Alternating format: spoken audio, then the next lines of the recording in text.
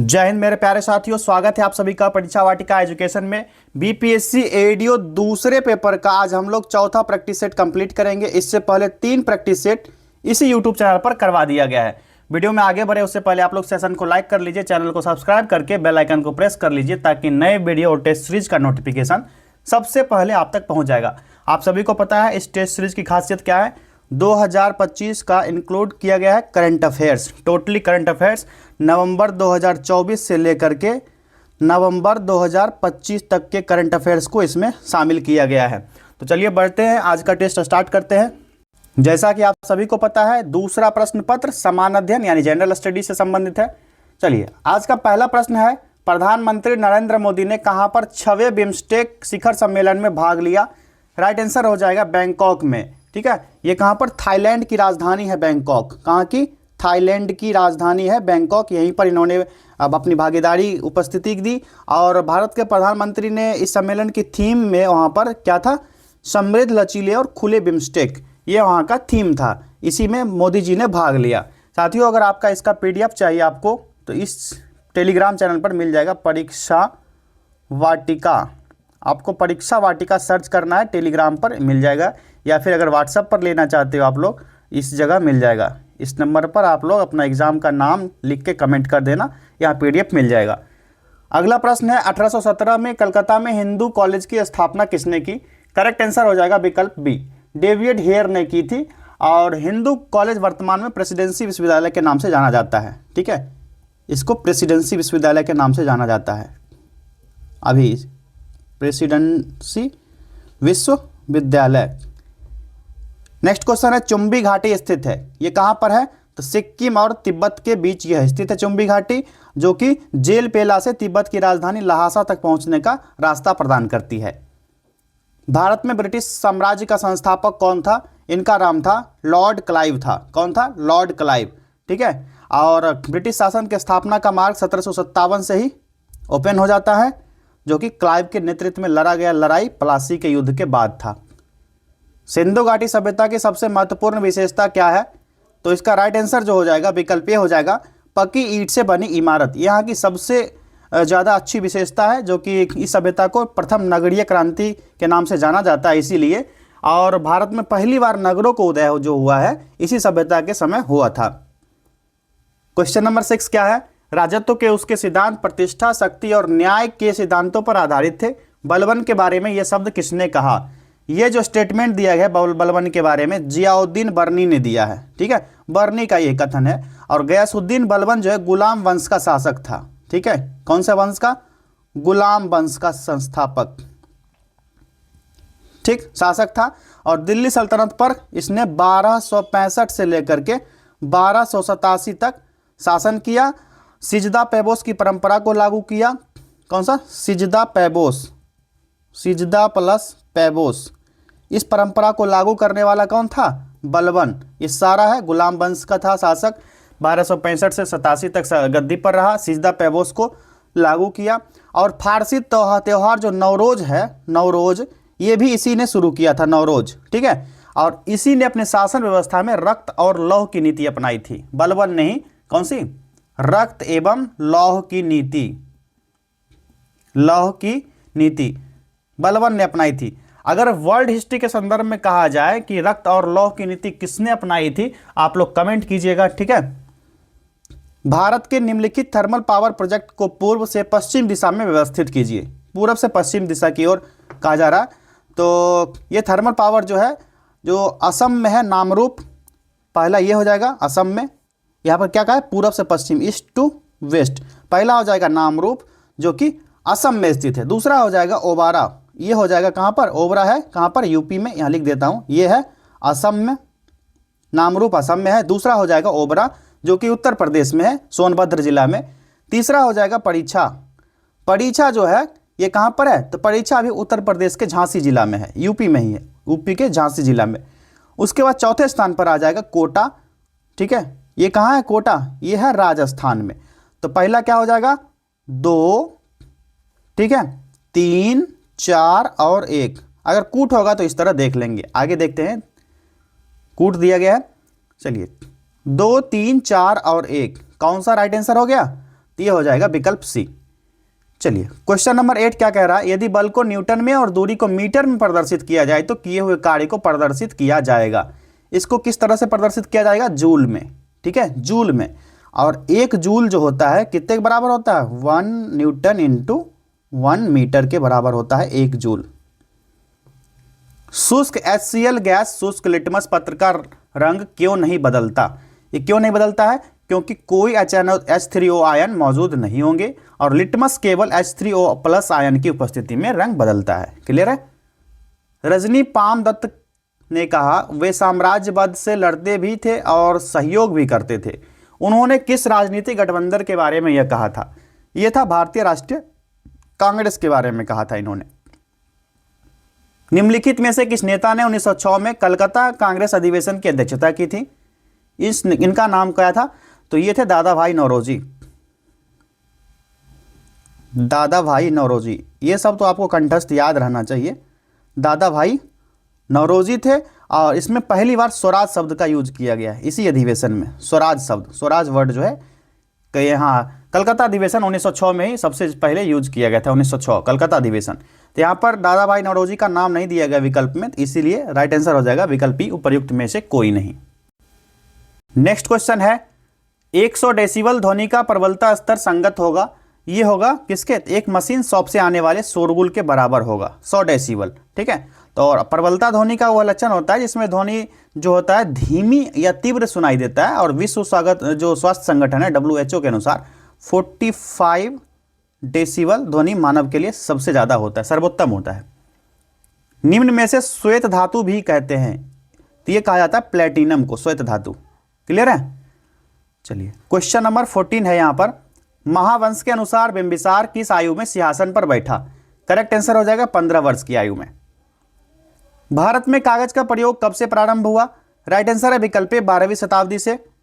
मुगल बादशाह बहादुर शाह जफर के बारे में कहा जाता है कि उसके पास साम्राज्य की सीमा थी, कहां से कहां तक की सीमा थी इसके पास, तो बहादुर शाह द्वितीय को जो है बहादुर शाह जफर के नाम से जाना जाता है। ये चीज पहले क्लियर कर लीजिए।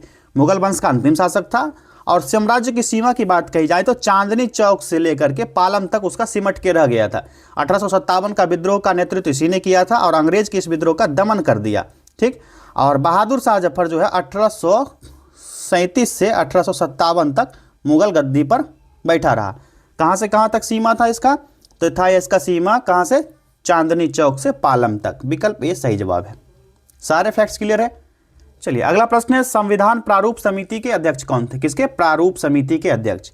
इसके अध्यक्ष थे भीमराव अंबेडकर, BR अंबेडकर इसके अध्यक्ष थे। तो यहाँ पर ऑप्शन में नहीं दिया गया अंबेडकर जी का नाम, इसीलिए विकल्प ई सही जवाब होगा। 29 अगस्त 1947 का प्रारूप समिति का गठन किया गया।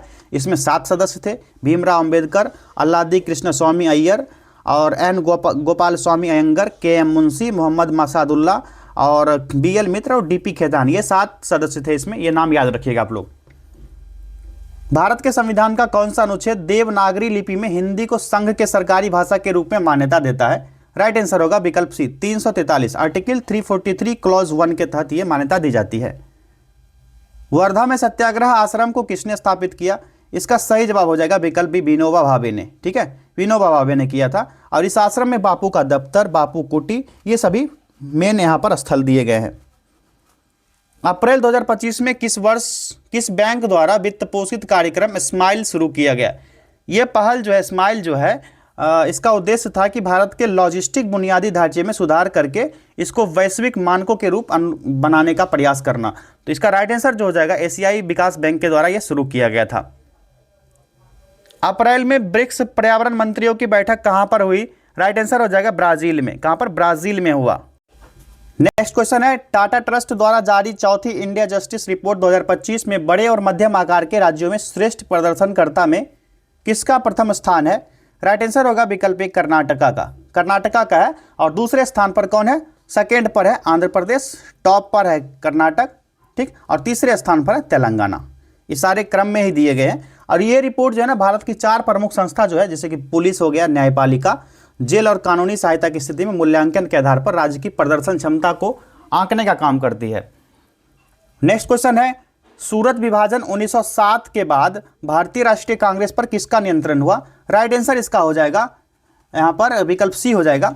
ठीक है, क्या जी? विकल्प सी 1907 ईस्वी में नरमपंथी दल के द्वारा किया गया था।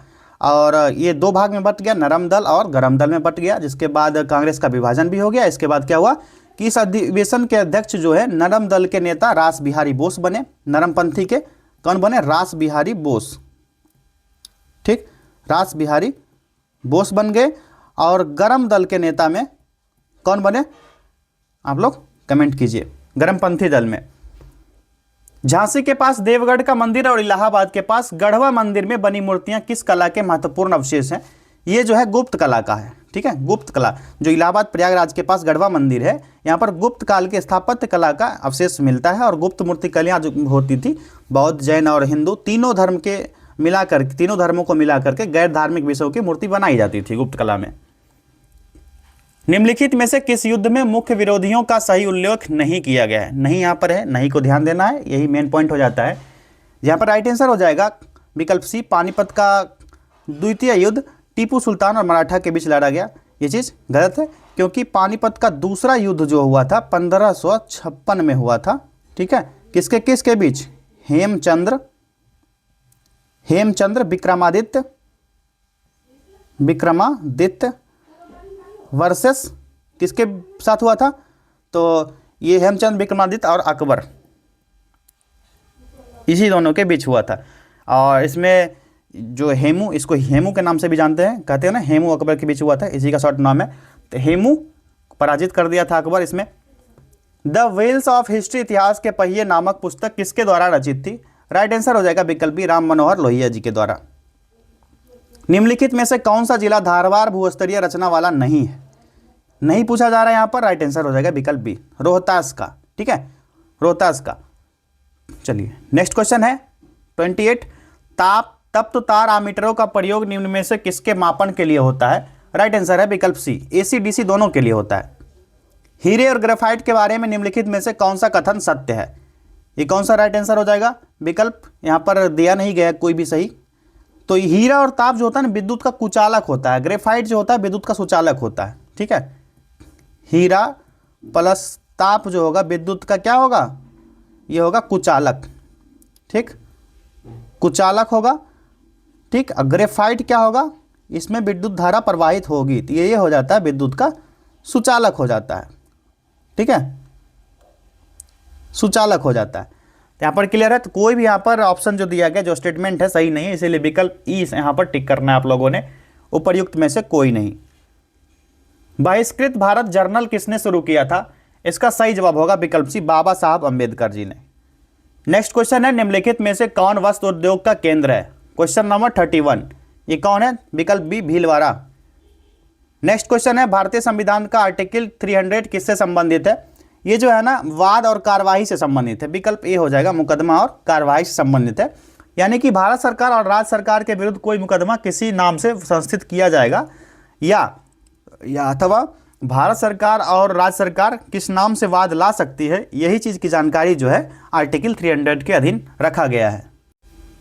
नेक्स्ट क्वेश्चन देखिए, किसी उपग्रह के लिए पलायन वेग 11 किलोमीटर पर सेकेंड है। उपग्रह को ऊर्ध्व से 60 डिग्री पर प्रक्षेपित किया गया है। इस स्थिति में पलायन वेग क्या होगा? पलायन वेग क्या होता है? इसका फॉर्मूला VE = रूट अंडर क्या कहते हैं 11 किलोमीटर पर सेकेंड है, तो इसका होता है फॉर्मूला 2gm, ग्रेविटेशनल फोर्स होता है ना, अपॉन r। ठीक है, यहाँ पर g क्या होगा? तो g हो जाता है गुरुत्वाकर्षण बल, जिसको ग्रेविटेशनल फोर्स कहते हैं। ठीक, m क्या हो जाएगा? m हो जाएगा पृथ्वी का द्रव्यमान, यानी मास ऑफ द अर्थ। ठीक, r क्या होगा? पृथ्वी से केंद्र की दूरी, डिस्टेंस बिटवीन, यहाँ पर शॉर्ट में लिखते हैं distance between earth to centre, earth to centre. Clear है? ये हो जाता है। तो यहाँ पर राइट आंसर जो इसका हो जाएगा विकल्प ए हो जाएगा। ये कितना होगा? 11 किलोमीटर पर सेकेंड ही होगा। निम्न ऑक्साइड में कौन सा जल में घुलनशील है? ये हो जाएगा CaO, जो कठोर धातु के ऑक्साइड होते हैं, संक्रमण धातु के ऑक्साइड, जैसे कि तांबा हो गया, जस्ता, लोहा, क्रोमियम, इन सभी के ऑक्साइड्स जो होती है अपनी सीमित क्षारीयता के कारण पानी में नहीं घुलते हैं। जबकि क्षारीय मृदा जो होते हैं धातु ऑक्साइड भी पानी में हाइड्रोक्साइड बना लेते हैं और ये हाइड्रोक्साइड जो होते हैं स्वयं बुझे हुए घोल देते हैं और सीमित मात्रा में घुलनशील हो जाते हैं। तो राइट आंसर हो गया CaO, कैल्शियम ऑक्साइड। चलिए अगला प्रश्न है, स्वतंत्रता आंदोलन के प्रथम चरण में अतिवादी भारतीय नेतृत्व द्वारा निम्नलिखित में से किसको समझा और संगठित किया गया? विकल्प देखिए यहां पर, किसको समझा गया? तो इसका सही जवाब हो जाएगा विकल्प सी, बहिष्कार और स्वदेशी आंदोलन को। विकल्प सी इसका करेक्ट आंसर हो जाएगा। जो स्वतंत्रता का पहला चरण था 1885 से लेकर के 1905 तक माना जाता है और इस चरण में क्या हुआ, अतिवादी भारतीय नेतृत्व द्वारा बहिष्कार किया गया और स्वदेशी आंदोलन जो 1905 में शुरू हुआ था और उसको समझा गया और संगठित किया गया। क्वेश्चन नंबर 36 है, एक नया राज्य बनाने में संवैधानिक संशोधन के लिए कैसा बहुमत चाहिए? इसमें चाहिए साधारण बहुमत। ठीक है, संविधान के भाग 20 में प्रावधान है और आर्टिकल 368 में कहा गया है संसद को संविधान और इसकी व्याख्या में संशोधन की शक्ति दी गई है और संविधान में कई उपबंध है, संसद के दोनों सदनों द्वारा साधारण बहुमत से संशोधित किया जा सकता है। जैसे संघ में अगर नए राज्य का प्रवेश किया जाए तो न्यू स्टेट जो एंट्री होगा देश में आर्टिकल 2 के तहत होगा। नए राज्य का निर्माण और वर्तमान राज्य के क्षेत्र या नाम या सीमा में परिवर्तन जो होगा ये आर्टिकल 3 के अकॉर्डिंग होगा। ठीक है, आर्टिकल 3 के अकॉर्डिंग। और राज्य में विधान परिषद का जो सृजन होगा या फिर समापन होगा ये हो जाएगा आर्टिकल 169 के तहत। क्लियर है? अगला प्रश्न है, संवैधानिक उपचार का अधिकार किसके अंतर्गत आता है? राइट आंसर हो जाएगा विकल्प ए, मौलिक अधिकार के अंतर्गत। और ये मौलिक अधिकार का अनुच्छेद कौन सा होगा? आर्टिकल 332 के अकॉर्डिंग। ठीक, नेक्स्ट क्वेश्चन है, सीमांत गांधी के नाम से कौन जाने जाते हैं? राइट आंसर होगा अब्दुल गफ्फार खान, विकल्प बी। मुख्य रूप से सामान्य मानव विकास सूचकांक में सम्मिलित है। इसमें कौन कौन सम्मिलित है? तो जो मानव विकास सूचकांक किसी भी देश में जीवन प्रत्याशा, प्रति व्यक्ति आय और साक्षरता दर जो शिक्षा के आधार पर तैयार किया जाता है। जो HDI यानी मानव विकास सूचकांक है, ह्यूमन डेवलपमेंट इंडेक्स जो है, इसकी अवधारणा का विकास जो महबूब उल हक के द्वारा दिया गया था। किसके द्वारा? नाम लिख लीजिए उनका, महबूब उल हक। ठीक है, इनके द्वारा किया गया था। तो इसका राइट आंसर हो जाएगा यहाँ पर जो है जीवन प्रत्याशा, साक्षरता दर, प्रति व्यक्ति आय सभी को शामिल किया जाता है। एक से अधिक इसका करेक्ट आंसर हो जाएगा विकल्प डी। वाणिज्य और उद्योग मंत्रालय के अधीन DPIIT की स्थापना हुई, कब हुई थी? ये ईयर पूछा जा रहा है। ये हुआ था 1995 में। अप्रैल में पंचायती राज मंत्रालय द्वारा पहली बार पंचायत एडवांसमेंट इंडेक्स की बेसलाइन रिपोर्ट में प्रथम स्थान पर कौन सा राज्य है? ये हो जाएगा गुजरात। कौन हो जाएगा? ये गुजरात है। और 9 अप्रैल 2025 को डेट है, 9 अप्रैल 2025 9 अप्रैल 2025 को पंचायती राज मंत्रालय ने वित्त वर्ष 2022-23 के लिए पहली बार पंचायत एडवांसमेंट इंडेक्स की बेसलाइन रिपोर्ट तैयार की, जिसमें पहले स्थान पर गुजरात आया था और सेकेंड प्लेस पर तेलंगाना रहा था। ठीक है, तेलंगाना आया था सेकेंड प्लेस पर। ठीक है, अगला प्रश्न है, हाल ही में अनंत नगर योजना 2025 का शुभारंभ किस राज्य ने किया? तो यह किया गया था उत्तर प्रदेश द्वारा, योगी आदित्यनाथ जी ने किया था 4 अप्रैल 2025 को। 4 अप्रैल 2025 को इसकी राजधानी लखनऊ में शुरुआत किया गया और इसके तहत 1.5 लाख लोग को आवास मिला था। 1.5 लाख लोग को आवासीय सुविधा दी गई। चलिए नेक्स्ट क्वेश्चन है 43, दंडकारण्य में इंद्रावती सबरी किसकी सहायक नदियां हैं? ये हो जाएगा गोदावरी नदी की सहायक नदियां हैं इंद्रावती सबरी। और इंद्रावती नदी ओडिशा के कालाहांडी जिला से निकलकर छत्तीसगढ़, महाराष्ट्र, तेलंगाना की सीमा पर गोदावरी से मिल जाती है। कहां पर? गोदावरी से मिल जाती है। निम्नलिखित में से डैश आम के पौधे और बंदर दोनों की कोशिकाओं में पाया जाता है? दोनों में पाया जाता है। ये हो जाएगा, ये पाया जाता है कोशिका झिल्ली, दोनों में पाया जाता है।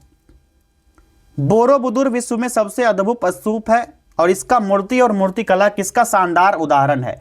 राइट आंसर होगा भारत जावा कला का। किसका? भारत जावा कला का।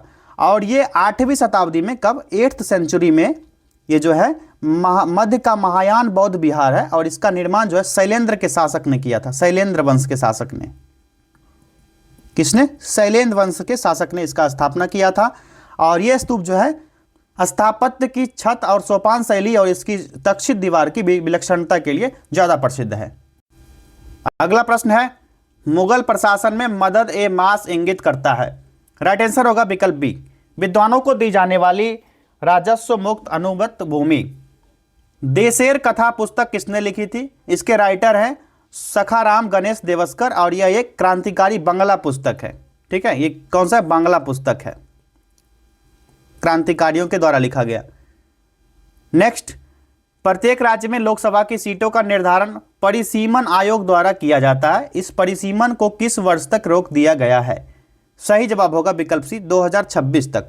जो 84वां संविधान संशोधन है, constitutional amendment act 84th constitute amendment act 2001, इसके अकॉर्डिंग 2026 तक जो है लोकसभा का परिसीमन जो है 1971 की जनगणना के अकॉर्डिंग ही किया जाएगा। किस एंजाइम की उपस्थिति में ग्लूकोज या फ्रुक्टोज जो है C2H5OH में परिवर्तित होता है?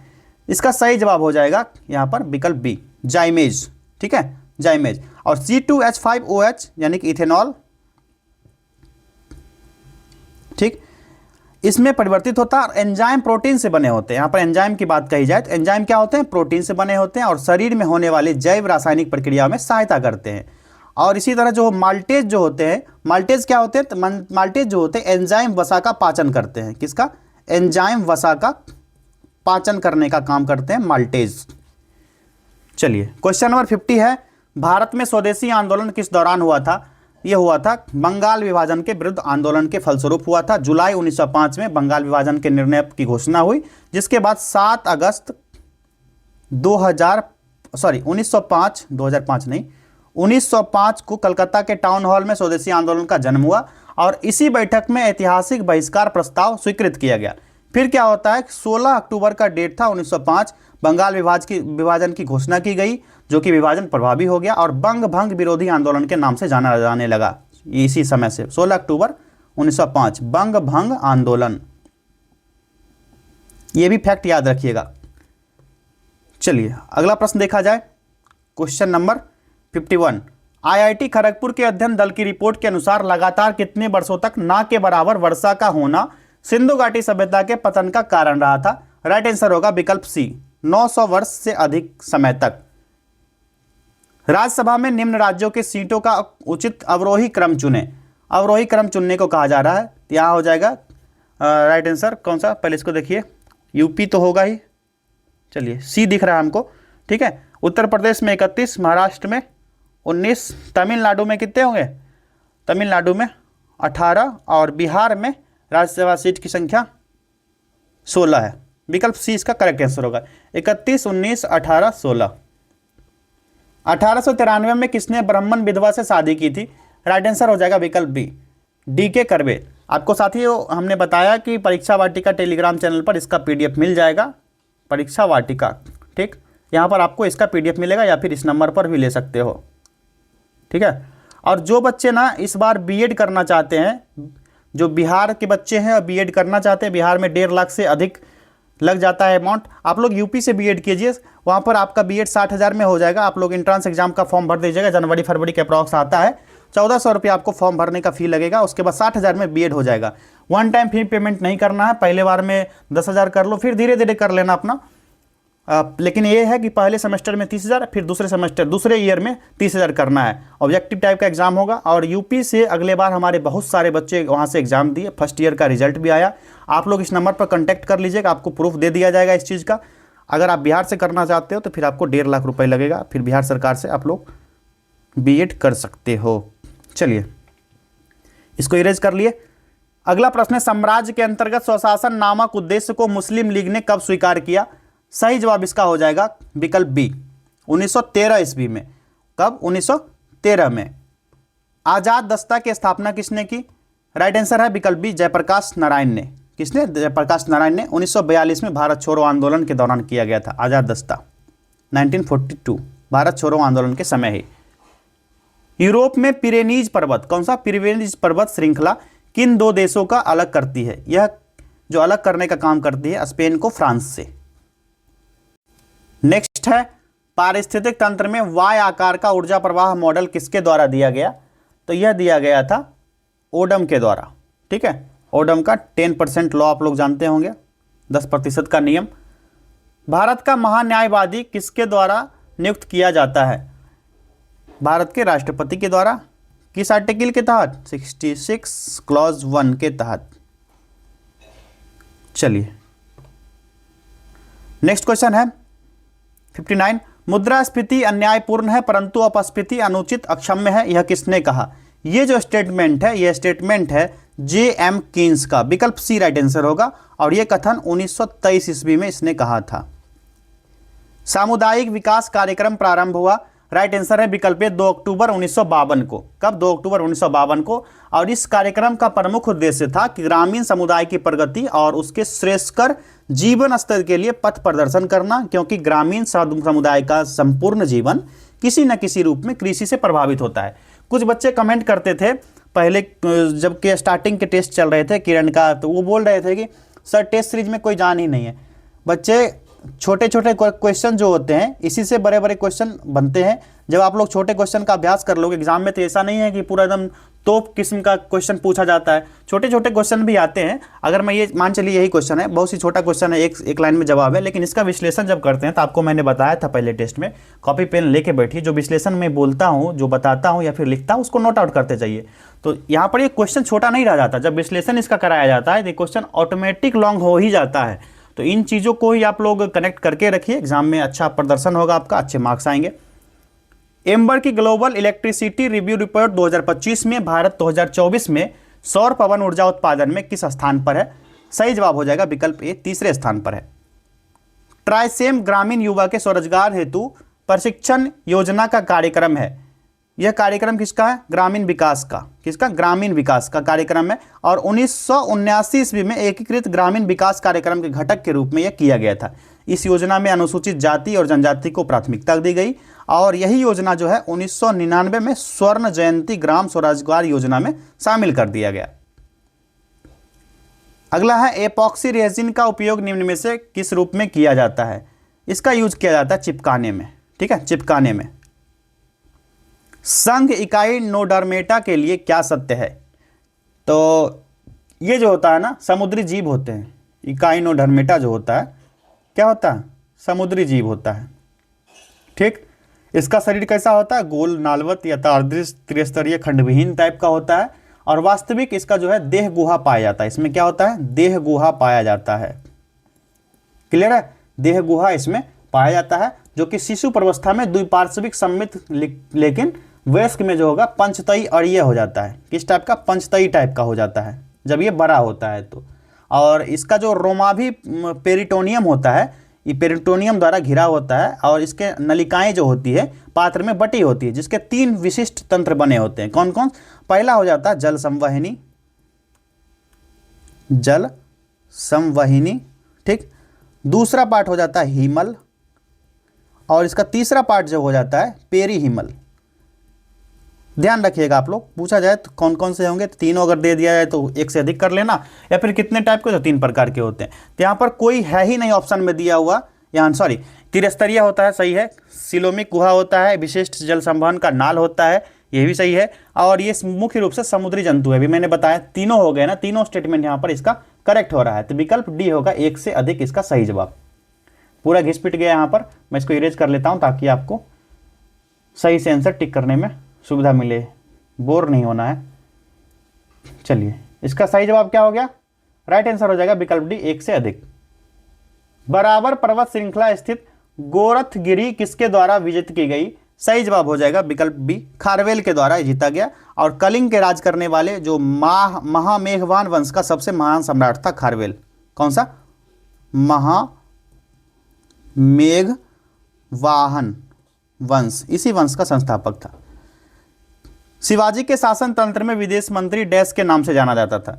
तो अष्टप्रधान नामक मंत्री की व्यवस्था हुआ करता था, आप सभी को पता है। शिवाजी के समय क्या था? अष्टप्रधान। तो इसको जाना जाता था किस नाम से? इनको सुमंत कहा जाता था, सुमंत। ठीक, और अष्टप्रधान जो व्यवस्था था वहाँ उस समय, तो ये कौन कौन से होते थे लिख लीजिए आप लोग। अष्टप्रधान में पेशवा होता था। ठीक, पेशवा क्या होता था? यह होता था राज्य का मंत्री होता था। दूसरा होता था अमात्य। अमात्य क्या होता था? वित्त मंत्री। फिर होता था वकिया नवीस या मंत्री, वकिया नवीस या मंत्री कहा जाता था इसको। ठीक, चौथा होता था 4 नंबर पे लिखिए, ये होता था सचिव। ये बकिया नविश मंत्री क्या होता था? गृह मंत्री होता था, यानी राजा के प्रतिदिन कार्यों का कार्यवाही या लेखा जोखा रखता था। सचिव होता था राजकीय पत्र व्यवहार का कार्य करता था। फिर 5वां हुआ करता था दबीर या सुमंत, दबीर या सुमंत, यही सुमंत की बात कही जा रही है। सुमंत जो होता था विदेश मंत्री होता था, ठीक है। नेक्स्ट है सेनापति, ठीक। छठा होता था सेनापति, जिसको सर ए नौबत भी कहा जाता था, सर ए नौबत। इसके बारे में समझ सकते हैं, सेना की भर्ती करता था, संगठित करता था, और रसद जो सामग्री होता था खाने पीने का, ये प्रबंध करता था। 7वां होता था पंडित राव,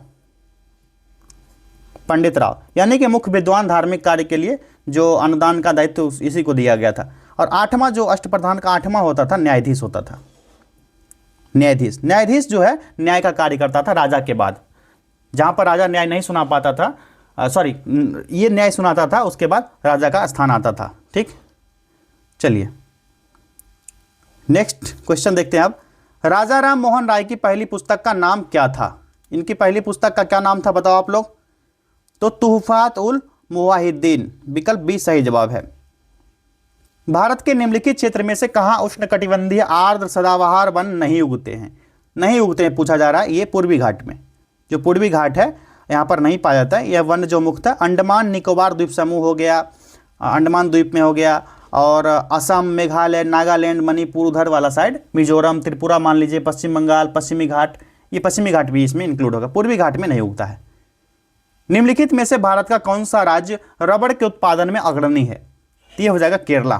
केरल सबसे ज़्यादा रबर के वृक्ष जो विश्वतरेखीय सदाबहार वन में पाए जाते हैं, इसमें लेटेक्स के रबर तैयार किया जाता है। कौन सा? लेटेक्स, इसी से रबर तैयार किया जाता है। नेक्स्ट है कामागाटा मारू क्या था? तो ये क्या था? तो यह एक जहाज था। इसकी घटना जो है 1914 में उस समय घटित हुआ था, जब कनाडा की सरकार ने उस समय भारत पर पूरी तरह से प्रतिबंध लगा दिया था, जो भारत से सीधा कनाडा ना जाया हो। और बाबा गुरदीत सिंह के नेतृत्व में पंजाब में 376 यात्री जापानी समुद्र जहाज जो है कामागाटा मारू में बैठकर हांगकांग से रवाना हुए थे। जब यह जहाज याकोहामा पहुंचा, कहां पर?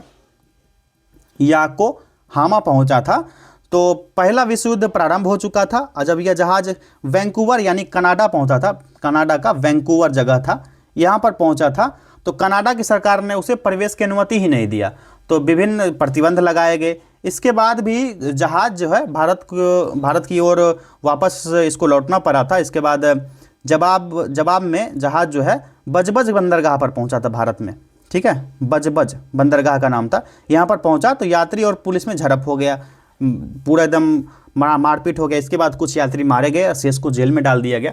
तो ये क्या था? कामागाटा मारू एक जहाज का नाम था, ठीक है। ये पूरा कहानी आपको बता दी आपको।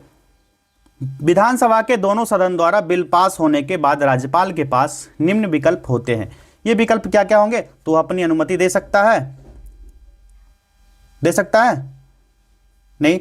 वो अपनी अनुमति को रोक सकता है, ये भी नहीं। वो बिल को पुनर्विचार के लिए वापस भेज सकता है, नहीं। वो बिल को राष्ट्रपति के विचार के लिए सुरक्षित रखता है, ये भी नहीं। वो बिल को प्रधानमंत्री के विचार के लिए सुरक्षित रख सकता है, ये सही हो सकता है। 5वां विकल्प जो है यहाँ पर ठीक ठाक लग रहा है, ठीक है। तो क्योंकि यहाँ पर क्या पूछा जा रहा है? कौन सा कथन असत्य है? तो केवल 5वां कथन जो है ये असत्य हो जाएगा। बाकी जितने भी दिए गए थे सारे ऑप्शन जो है सत्य है, इसीलिए ये ऑप्शन नहीं होंगे, ठीक, ये असत्य है। नेक्स्ट है लाल रक्त कणिका विहीन जंतु है। क्या होता है लाल रक्त? ये होता है ना, केचुआ लाल रक्त कणिका विहीन है, क्योंकि इसका जो वैज्ञानिक नाम है क्या है? फेरिटीमा पोस्थुमा है। लिख दूं? फेरिटीमा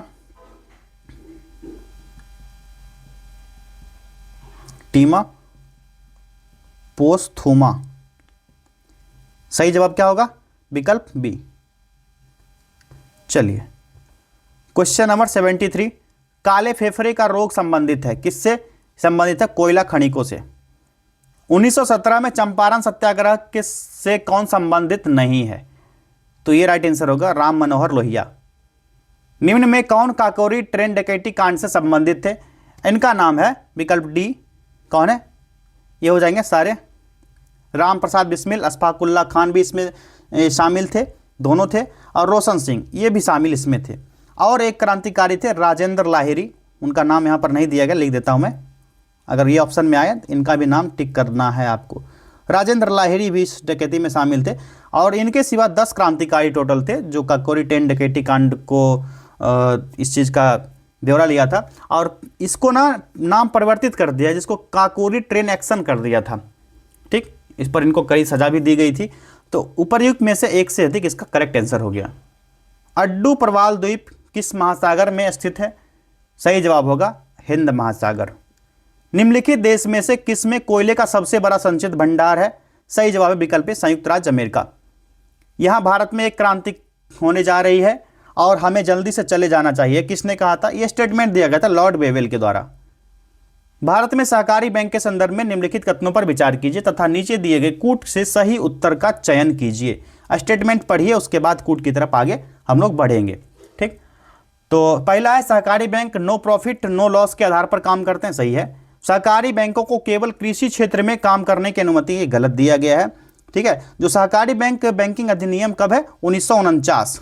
ठीक है, 1949। ठीक है, इसी अधिनियम के तहत ये वर्क करता है 1949 के अधिक नियम के अधिगत, और ये सहकारी समिति बना था 1955 में।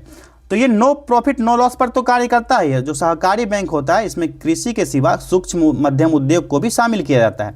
अगला है नाबार्ड एक सहकारी बैंक है। नाबार्ड एक सहकारी बैंक नहीं है, एक विकास बैंक है। ठीक है, ये क्या है? विकास बैंक है। नाबार्ड डेवलपमेंट बैंक है, सहकारी बैंक नहीं है। तो पहला स्टेटमेंट सही होता है और दूसरा तीसरा गलत दिया गया है। कूट जो दिया गया है केवल एक सही होगा, विकल्प ए।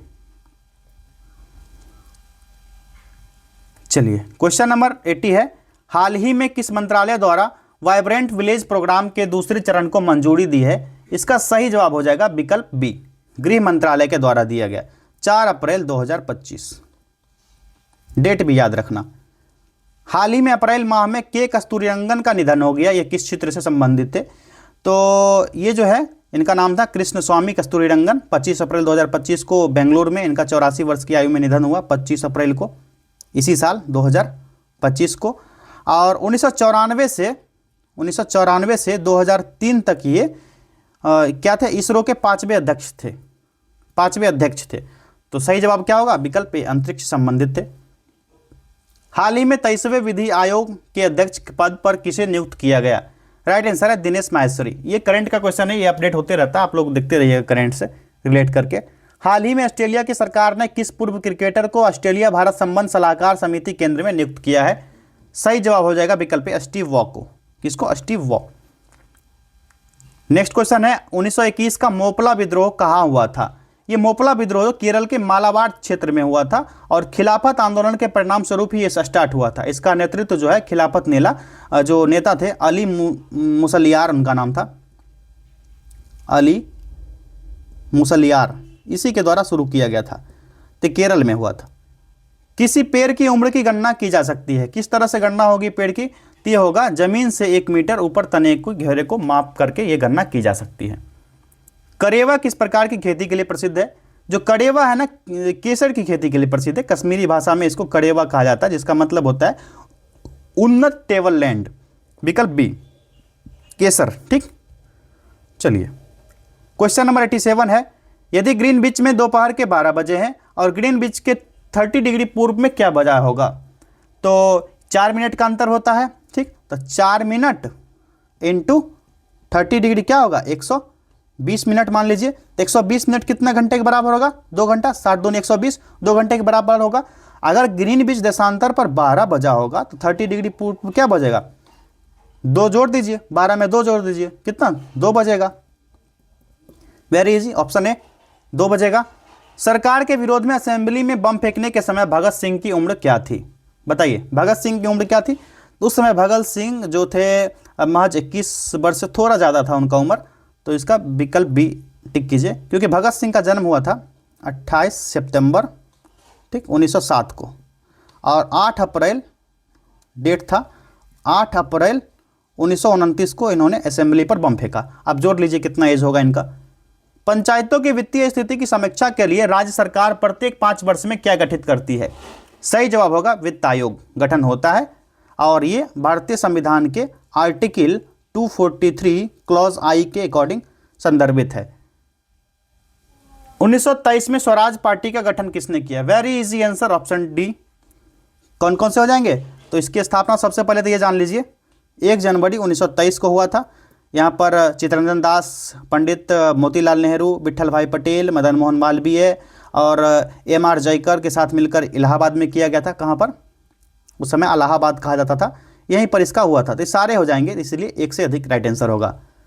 भारत में ब्लॉक स्तर पर बनी पंचायत समिति केवल है, ये कौन सा है? तो ये हो जाएगा प्रशासनिक प्राधिकारी। क्लोरोसिस उत्पन्न होता है जब पौधों को उगाया जाता है। नेक्स्ट, इसका राइट आंसर हो जाएगा विकल्प सी, लौह रहित माध्यम में। कंकाल के वे हिस्से जो हड्डियों की तरह सख्त नहीं होते हैं और जो मोड़े जा सकती हैं वे होते हैं, तो क्या होंगे? तो इसका सही जवाब हो जाएगा विकल्प सी, कार्टिलेज।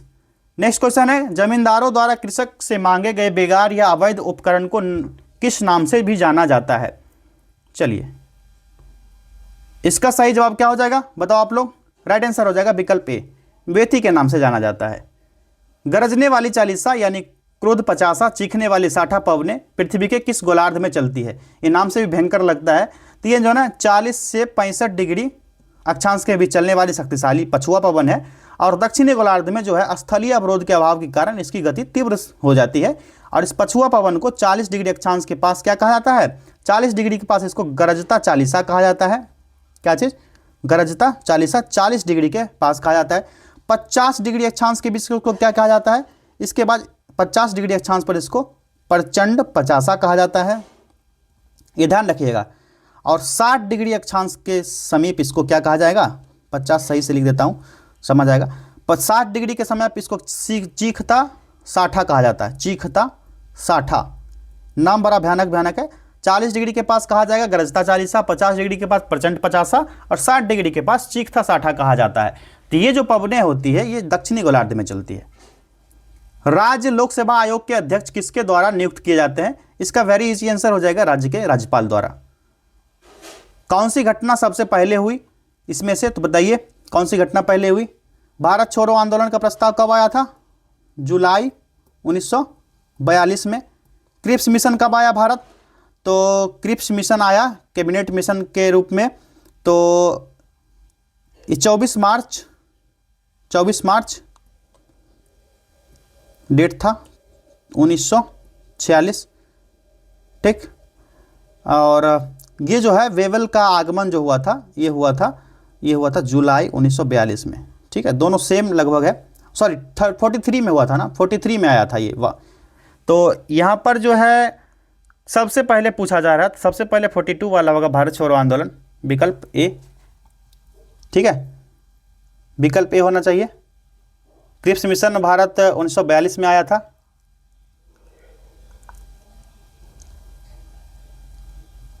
एक मिनट, क्रिप्स मिशन जो है ना भारत 1942 में आया था। आप लोगों ने एक बार डेट कंफर्म कर लीजिएगा, मैं कंफर्म नहीं कर पा रहा हूँ। क्रिप्स मिशन भारत में आया था और ये जुलाई से पहले आया था। विकल्प बी इसका करेक्ट आंसर होना चाहिए। इस क्वेश्चन को स्टार्ट कर लीजिए, नेक्स्ट वीडियो में बताएंगे आपको, नहीं तो आप लोग गूगल कर लीजिएगा बस डेट। निम्नलिखित में से किस संगठन को सूचना का अधिकार कानून 2005 के अधीन छूट प्राप्त संगठन की सूची में शामिल किया गया? सही जवाब हो जाएगा विकल्प ए, कंप्यूटर इमरजेंसी रिस्पांस टीम। किस प्रकार की कृषि में किसान और उसका परिवार केवल अपने लिए या स्थानीय बाजार के लिए अनाज का उत्पादन करते हैं? राइट आंसर होगा विकल्प ए, जीवन निर्वाह खेती। इसमें किसान और उसका परिवार केवल अपने लिए स्थानीय बाजार के लिए उत्पादन करते हैं और इस तरह की खेती जो होती है जमीन के छोटे टुकड़ों पर की जाती है, जिसको पुरानी पद्धति में समुदाय के श्रम का इस्तेमाल होता है। जीवन निर्वाह खेती इसी को कहते हैं। चलिए आखिरी प्रश्न है, निम्नलिखित में से किसे भारत में विद्युत क्षेत्र की आर्थिक रीढ़ की हड्डी कहा जाता है? राइट आंसर हो जाएगा इसका विकल्प ए, पावर फाइनेंस कॉर्पोरेशन। 1986 में स्थापित भारत सरकार की पूर्ण स्वामित्व वाली यह महारत्न कंपनी है, पीएफसी, ठीक। साथियों हम लोगों ने सभी 100 प्रश्नों को कर लिया। ये चौथा टेस्ट था। 5वां टेस्ट, इस वीडियो पर 500 लाइक और 5 के व्यूज जब आ जाएगा तो नेक्स्ट वीडियो आएगा। आप लोग जितना ज़्यादा से ज़्यादा अपने सहपाठियों के बीच किसी ग्रुप में हो, टेलीग्राम चैनल पर हो, ज़्यादा से ज़्यादा शेयर कीजिए, तभी नेक्स्ट वीडियो इसका अपलोड किया जाएगा, ठीक है। मिलेंगे नेक्स्ट टेस्ट में, बहुत बहुत धन्यवाद।